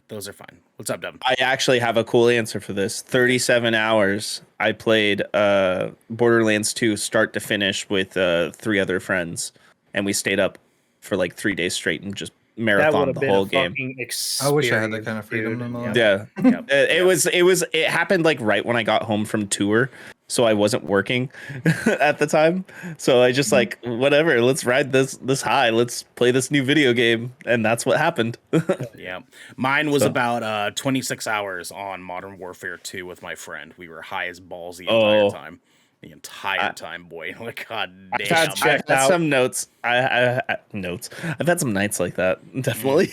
we Dude, sat in his basement. Mine was World of Warcraft. That honestly, that would make sense because the raids in that fucking game would take me entire day investment to do those fucking raids. And wow, dude, Jesus Christ. Eska says you guys have friends. Morbid says 36 to 48 hours. You know what? Holy. I have a very simple answer for us having friends. Yes, and it's entirely only because we play music. Well, no, mine is yes, and it's you fuckers. So Lock and Load says 2.5 days on Halo 3 when it first came out. Goddamn, that's worthy game. Oh, Worthy game. And there was many nights Fair. where Lock and Load and we did like 12 to 14 hour stints on Halo LAN parties. We did that about 6 times. Yeah, those So in high school. good choices. Good choices. Next up, question 30. If video games didn't exist anymore, what would you do? Garrick, go. Dude, I would probably end up spending a lot of time reading. Straight up. I'd read so much. That's fair. Xander. I need that escapism. I would be working out a lot more and filling my most of my design work revolves around video games, so I probably wouldn't be designing anymore. So I'd probably be working out a lot more, and I'd be fucking yoked. So That's fair. Devin. I would actually play my guitar again. That's fair. That's fair. For me, I would just have us turn Good Kraken Show into an entertainment podcast. Next question. We just exclusively cover movies and shows. Let's fucking go. 31. What is your favorite song from a game? Oh shit, this is hard. Garrett, go. this is gonna take some thinking. Favorite song from a game? The Kratos theme song from 2018's God of War is literally like that shit made me cry when I heard it the first time. Okay, good choice. Good choice. Xander. Dude, this is the only thing that's coming to mind right now, honestly, is the Destiny theme song, which then is in my brain is morphing into the Halo theme song, and so now, yeah, I'm gonna say the Halo theme song. The only song I ever actually decided to learn on piano. Yeah. Yeah, because it's just a few notes every once in a while, Yeah. right? Ding ding ding ding ding ding ding ding. Yeah. It's like the one little arpeggio that's in there. Yeah. Do that. Devin, what's your answer? I know you're going to have a lit ass answer for me, baby. Let's You go. already I you already know fucking this, dude. know, dude. Let's You know go. this. Let's go. Simple and Clean from Kingdom Hearts. Ooh, I forgot that song existed. Clean is the way. Dude, Oh, it's so good. My 11-year-old ass when that game came out was like, "This is so hype! We must protect this house. We will protect this house." 100% protect Dude, this fucking the house, intro dude. was literally just a music video and it was perfect. Oh my It was Also- amazing. god, so good. Also, now that I have had like X amount of time to smidgen, actually yes. think about it, Yes, the yes. Doom Eternal soundtrack Ooh. for me. So, well, Doom Eternal? Because Doom 3's soundtrack is way better. No, Doom. played Just Doom. Doom. Eternal? Doom. Doom Eternal Doom. soundtrack. Yeah. Doom 2016. That soundtrack. Would you just say Doom, Xander? Would that maybe be because I mean, Yeah, let's go Doom. Just Doom. Because I Doom think- in its entirety. was it Eternal that was the last one he did? Yep. Or okay. Yeah. Okay. Just making sure because he's fucking good producer, dude. Fucking good producer. Yeah. Mine is going to be the theme song from Chrono Cross, like the original, very first song that plays on there. Oh god, it's so good. They have this really pretty Japanese flute that they fucking play. It is dope. It is dope. I highly suggest checking that bitch out. Nextly, we have question 32. Have you ever wanted to live in a world from a game? If so, which one Garrick, go. Dude, most definitely. The one that comes to mind just immediately is like I probably like World of Warcraft would have been pretty cool. Like back in the day, I've always kind of had a place in my heart for World of Warcraft. So Sure. if I wanted to live in a video game world, World of Warcraft would be pretty sick. Sure. Cool. Xander. Oh, I'm torn on this one because part of me is thinking straight up again. I'm a Destiny head. Destiny, the world of Destiny, which is basically our world, like 40 years in the future at least. At least, you know, at least, yeah, sure. But yeah, I love the idea of this outer space kind of thing comes into our fucking cosmos, and then we inherit these abilities, and I just love the idea of just being me, but with these abilities. And it's fucking rad. I'm gonna fucking shoot like void arrows at your ass. But also at the same time, I kind of think of like Genshin Impact. I mean, what's the worst that could happen in the world of Genshin Impact? I mean, that's fair. To be honest, that's fair. I mean, you don't have to fight that fucking dragon. You can just go ahead and just cook some soup, and it's fine. That's fair. That's fair. Devin, what video game world do you want to live in, dog? Dude, when I was a kid, I always wanted to be in the Pokemon world. I was obsessed with it, like straight up. And like thinking back at it too, because I was almost about to be like, I don't know, I could beat Final Fantasy, but I was like, wait a second, I could die very easily in that People scenario. die all the fucking time. In Final Fantasy games. Yeah, I was like, Pokemon, because it's probably the safest and coolest way to live your life in a video game world at the same time. That's fair. Sure. Fair. Yeah. Which is exactly You what want to my fight animals? answer. That's okay. Which is they don't fight Yours the animals. Pokemon The or animals fight Digimon now? animals. All right, like Digimon is dope. I would argue. Okay, never mind. But- That's but- a whole nother episode. Next, go ahead. but you can still die in Digimon, so it's like Yeah, that's true. Yeah, that's they true. prove that in the Digimon movie. That shit was wild. Which is was probably wild. by far one of my Favorite movies. fucking Dude, movies of all fucking time. I God damn. remember that. I don't want to derail. My would be either Pokemon or Stardew Valley because that's the one that I'm least likely to die in. Fair enough. Accept. Very much so. 33. Which video game character do you most wish you were like? Garrick, go. Link, because he is the only knowingly left-handed video game character that I can ever remember. That is the oddest fucking reason you could have given for that. I'm a lefty. Oh, I'm a lefty. Oh, well, no, it's not. It's not the one that you are most like. It's the one you wish you were most like. I know. I want to be like him because he is a lefty. Oh, okay. He's a lefty hero. Right. I like that for you. Like that sticks with me for some reason. Okay, I like that for you. I thought you were just gonna be. I want to like yell in fields and not get in trouble for it because he's always like ha like, all the time. Exactly. Xander, go. Shit. This is. Morbid in the chat. Jesus Christ, living up to their name, Aerith, because she's dead. Damn. Oh no! Oh no! A moment of silence for Oh Morbid. no!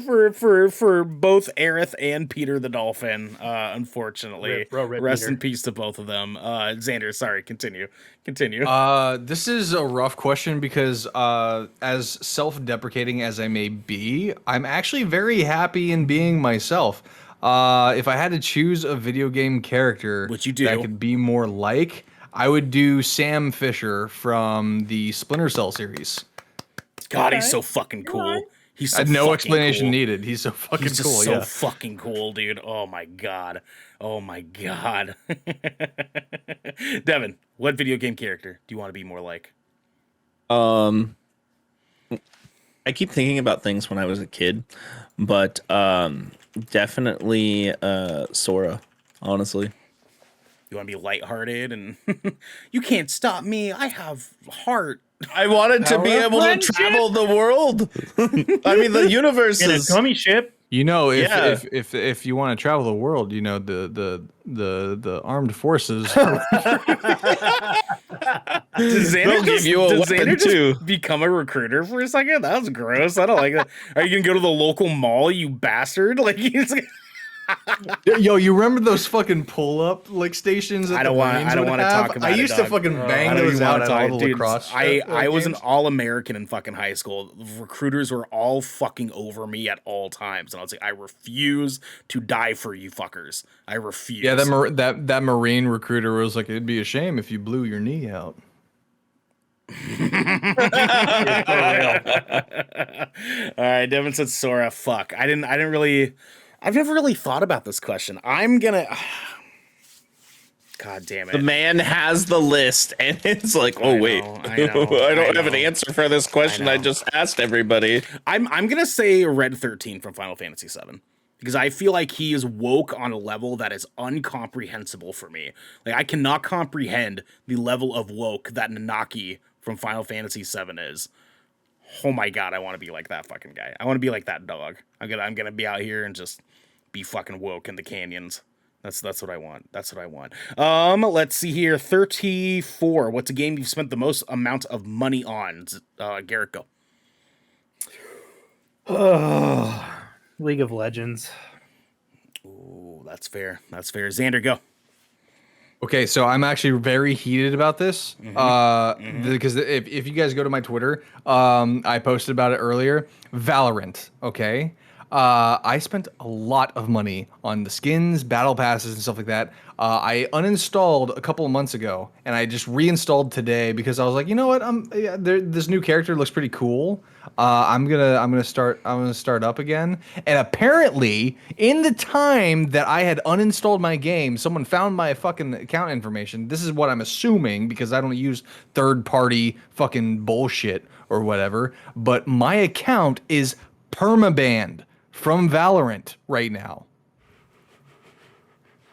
Get fucked, Sick. Xander. Yeah. Please note, these are both Riot games. Yeah, by the way, both Riot games. So I took to Twitter. I submitted a ticket through Riot Games and everything. I'm livid. I'm livid because I spent so much fucking money on these goddamn skins, on the battle passes that they had that are just outrageously overcharged in comparison to other games that offer microtransactions for skins and shit like that. I'm like, dude, no, what the. Anyway, Devin. Do franchises count? No, one game. Single One game. One Single game. Yep. Ooh. Actually, I got one for you. Okay. Fallout Shelter. You've spent more The than mobile Destiny. More than Destiny. You've spent more money on Fallout Shelter. Maybe it's pretty even, but because Oh my I don't. god, how much money did she spend on Fallout Shelter, Devin? No, guys, for a minute, I was caught in the loop of buying the packs where you get all the items and stuff like that. Oh, I was they that fucking person. Got you, dog. Yeah, they got me. He fell for the business model, man. Oh no. Oh Yep. no. Yeah, This is me based on admitting- that. I would say Genshin Impact is a close second for me. Yeah, I was gonna. My other one, I thought about Destiny because I bought Destiny 2 a couple times, and the DLCs. Yeah. And I also bought it on, Destiny when it was on Xbox 360 and Xbox One and all the DLCs twice. Yeah. You know what I mean? Yeah. No, that's fair. That's fair. Yeah. That's fair. But if it was a franchise, it would definitely be Call of Duty because I ate that shit up for so long. Oh, sure. That's fair. That's fair. I the most I have spent is on Assassin's Creed Black Flag. As you guys can see there, I have a Black Flag flag right behind me. That came with the $350 collector's set that I got on release date. I came with a little statuette of Edward and came with an art book, which I think I have somewhere around It's here. around. It's around. It's somewhere. It's somewhere. So- But I Don't think- worry. No. Keep in mind the first like 10 minutes of the post show is just gonna be him looking for that. Just shuffling sounds. It's gonna be great, and you can see that there at patreon.com/goodkraken show. Next question we have. Let's see. If you could have one power of any video game character, who would it be? Garrick, go. The power from prototype.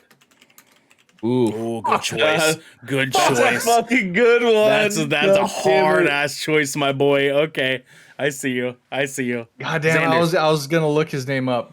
So I'm gonna take my second. It's gonna be Yoru from Valorant. His ability to teleport. His ult?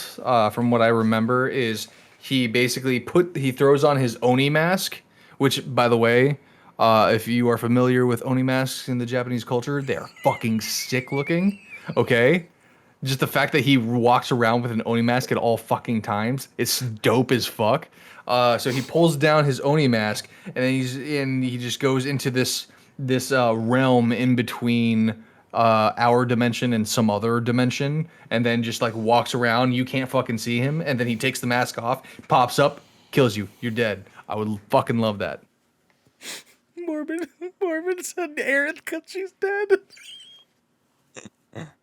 I fucking can't. I can't. All right. Devin, go. I want to be doesn't Bruce. have any power. She's fucking dead. I want to be Bruce Wayne. He doesn't have any powers. He's Bruce He Wayne. doesn't have any power. You He's just want rich. Bruce Wayne. He's You want his rich. money? Dude, money is power. Remember they asked Sure. him, "What's your power Sure. again?" And he goes, "I'm rich." Sure. That's fair. That's fair. Oh god, Kraken. Where did Xander go? Did he leave? Did he leave too? He Okay, just disappeared. that's fair. And also, the Arkham games are very coveted, so I'm valid. All right. That's fair. That's fair. I always thought that what's his fucking face from God damn it, the PlayStation superhero game, electricity guy. Infamous. Infamous, yeah, the Infamous, dude from Infamous. I thought his powers are fucking sick. His powers Oh, are yeah. dope, dude. Because he's essentially just like electric prototype, right? So it's like, I mean, they're obviously different, but like, it was fucking hype. It was fucking hype. 36. Who do you usually choose as your fighter? Oh wow, he was just 3 different options. Okay. Let's do this. Let's pick. You guys want Smash Bros, Soul Calibur, or Street Fighter? Smash Bros. Smash Bros. Xander. I'll just go with the rest. All right, Smash Bros. It is. I was Who gonna do say you Street usually Fighter, but- choose as your fighter in Smash Bros? Garrick, go. If we're talking just most recent Smash Bros.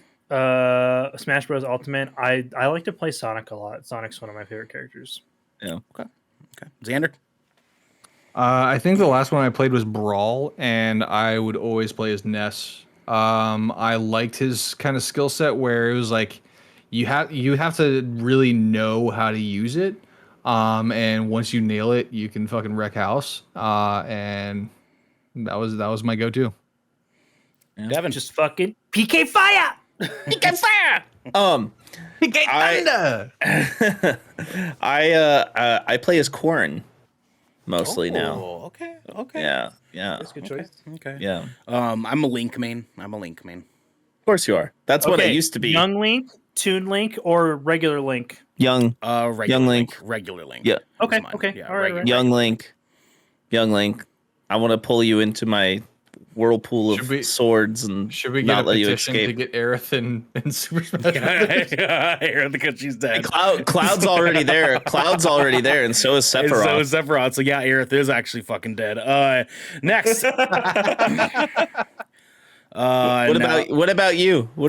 Oh, I did. Oh, you say said Link. You said yeah. Link. I'm Yeah. actually going to skip this question because I don't want us to be talking about this, but it's Xbox or PlayStation. I'm not doing that. Next, what are you? Console wars are stupid. That's the answer. Yeah, we're not. Listen, play video games where the fuck you want to play video games, okay? If you're a video game fan, play your fucking video games. What are you hoping for at the next E3? Give us one thing. Garrick, get your hype on. Go. Oh, next E3, I think I would really like to see something from Ubisoft that is Fallout related. I think I'm ready. Or Bethesda, excuse me. I am ready for another Fallout game. Okay. Xander. More KOTOR remake news. I want this KOTOR remake so desperately. I've been asking this ever since my fucking Xbox 360 game bugged out on me, and I was literally frozen right in front of Darth Nihilus for the longest fucking time. I want my remake now. Devin. It's gonna be so good. I want Starfield gameplay. Okay, I like that. That's a good answer. That's the game I'm hyped for right now, and it's Twofer something for Bethesda. Yeah, it's honestly, it's probably going to happen. I mean, 100% it's going to happen because it has a release date of November 11th, 2021. Yeah. So, or 2022, my mistake. Interesting date choice. Yeah, exactly 11 years after Yeah. Skyrim. Yeah, exactly. But yeah, it's not a reach for that. But I want to see Starfield and Garrick. Rumors is Obsidian it has a team working on New Vegas 2 right now. So Hell yeah, we bro. could potentially see that. Okay. I'm going to bite onto Morbids in the chat because this is also my big one I want to hear from. Final Fantasy VII Remake Part 2 is definitely something I'm wanting to get hype on. So fucking bad. So fucking bad. Also, thank you for the follow, Polar Knights. Thank you so much. We appreciate you. How are you doing, by the way? Let us know in the chat. Let's see here. Let's be quick. Burn through these last 11 as fast as we can. All right, guys? yeah, All right, let's go. Who is your favorite villain from a video game? Garrick, go. Oh my god. Fuck. My favorite villain from a video game? I mean, probably just Ganondorf. He's a classic. I like Ganondorf in Sure. all of his incarnations. Sure. Xander. Come back to me. Devin. I instantly thought of Voss from Far Cry 3. Oh, good choice. Good choice. Xander. I would just off the top of my head, the family from was it Resident Evil 7? I like the whole dynamic behind that and how they kind of wrote those characters. Good choice. Good choice. Me and Morbid on Look, the the same family that wavelength. slays together stays together. Oh, that's facts. That's facts. That's facts. Morbid and I are on the same wavelength tonight because I am also going to say Sephiroth. Yeah, Super Sephiroth dynamic. is super close for me. Super, Ooh, the brother from super- Fable 3. Holy crap, Ooh, Vandal. Yeah. Fable. Oh, good Well choice. done, well done. Good choice. That is a good choice too. Yeah, Sephiroth is just super dynamic fucking villain. I love it. I love it. I love it. Let's see here. What is your favorite game from your childhood? Garrick, go. From my childhood, probably Diablo 2, just as a classic. My favorite game from my childhood. Okay. Xander. Knee-jerk reaction, I want to say Jet Force Gemini because that kind of like established FPSs for me as a kid. But I will say Donkey Kong 64. When I actually finally got that expansion pack and was able to play it, there was so much fun. It was there was everything about it that appealed to me, especially the fucking DK rap. Like that solidified the DK rap for me. And I was like, let's go DK, Donkey Kong. Like, Devin. come on, bro. Like, that was the shit. Devin. For me, it's the McChicken, the Yes, it original is. chicken. Motherfucker. no, really, it's Pokemon Stadium, the mini games in Good Pokemon choice. Stadium Oh, on Dude, Pokemon N64. Stadium's so good. Yes. Yeah, Very, very good That was a choice. good one. Mine, as many know, is Final Fantasy VII Original. That is my second favorite video game of all time, up to when God of War 2018 came out. So I have to go with FF7. Close runner-up. Xander. Mega Man Battle Network. Good choice. Oh, that's a good one. Very That's a good one. That was my shit. Good one. Good choice. Okay, we got 9 more, boys. Let's do it. Are there any games you're really bad at? Garrick, go. Literally any competitive FPS ever. Xander.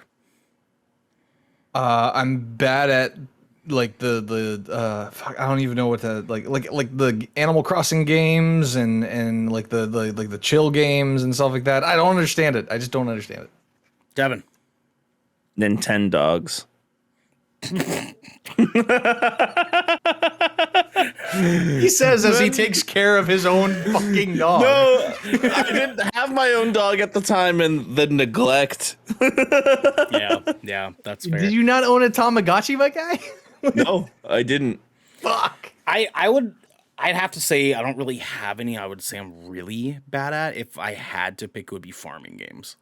Like Stardew Valley and like things like that. Like I don't have the patience for it. I just don't have the patience for it. I was gonna say I Halo. barely have the patience. I barely have the patience for fucking Destiny. It's fucking. We haven't even played Halo together yet. So. Yeah, we have. Yeah, actually, we have. Oh, we have, huh? Oh, Yeah.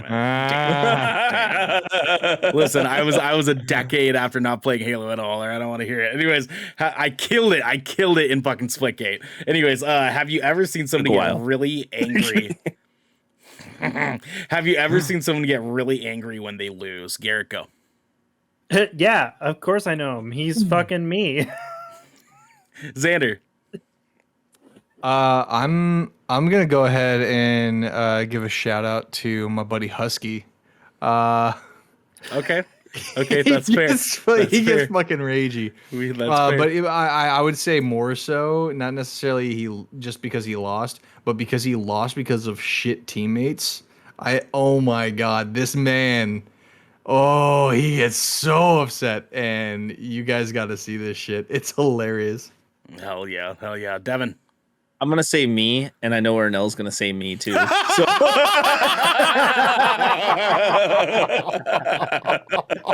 Oh, let's go on the same page. Next question. What is your favorite game series of all time? Garrett, go. Game series of all Monster Hunter, hands down. Monster Hunter. Okay. All right. Xander.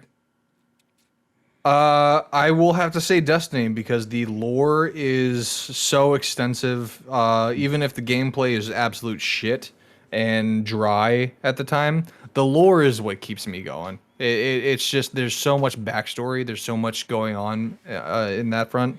I know it's not for everyone, but that's what keeps me going. Devin. Final Fantasy.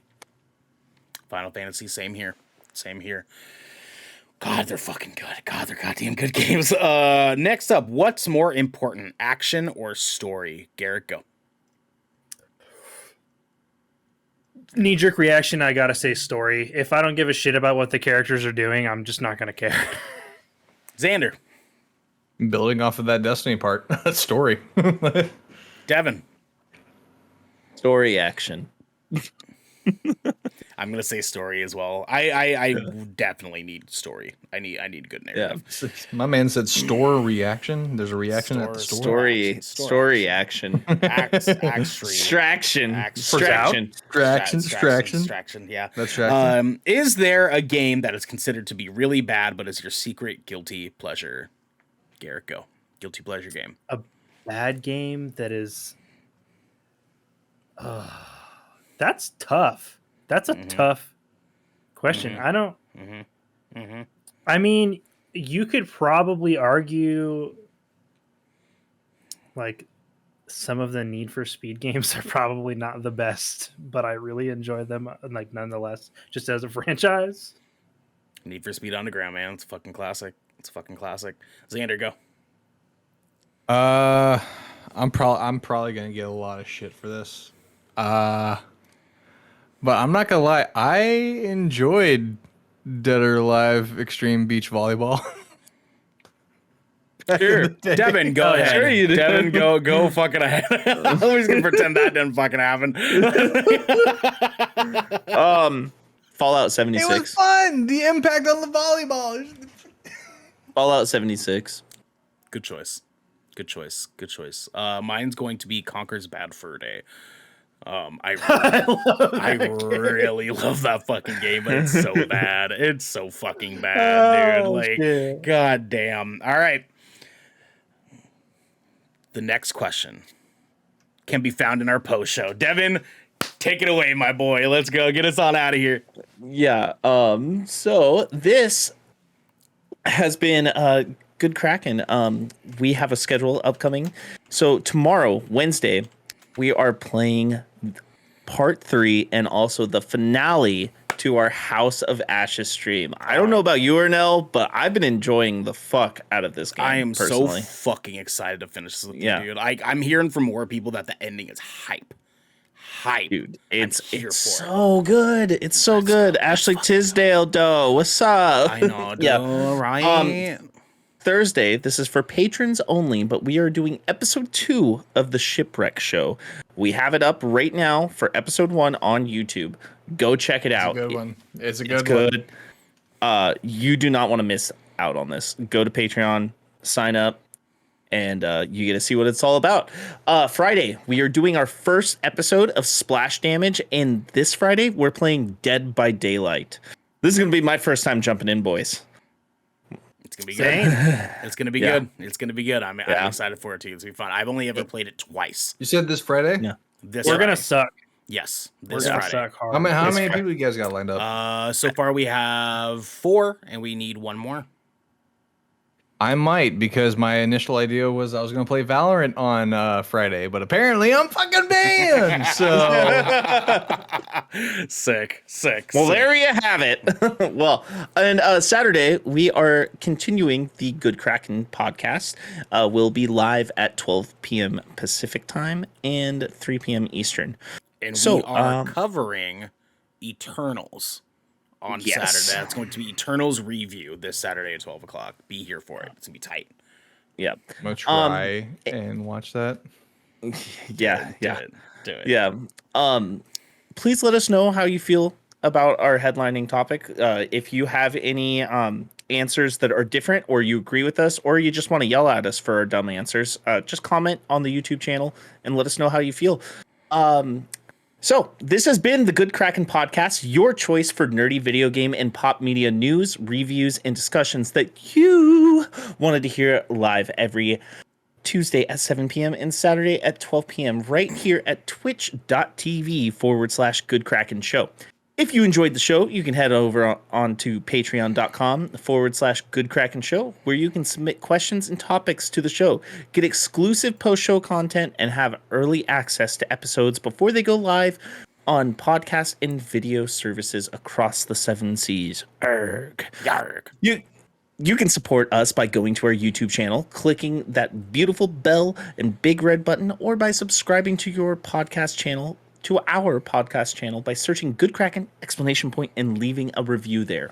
We have a post show to go record, but until next time, look at Garrick's I got stash. one thing. Before God, we here head out Here here. we fucking go, Xander. Here we fucking go. And shepherds we shall be. For thee, my lord, for thee. Power hath descended forth from thy hand. Yes. Our feet may swiftly carry out thy commands. Mm-hmm. So we shall flow a river forth Yes. to thee. And teeming with souls shall it ever be. In nomine patri, et filii, Et Spiritus Sancti. et spiritus sancti. Bang, bang. Bang, We love bang. you. Bang, bang. Bye. Bang bang.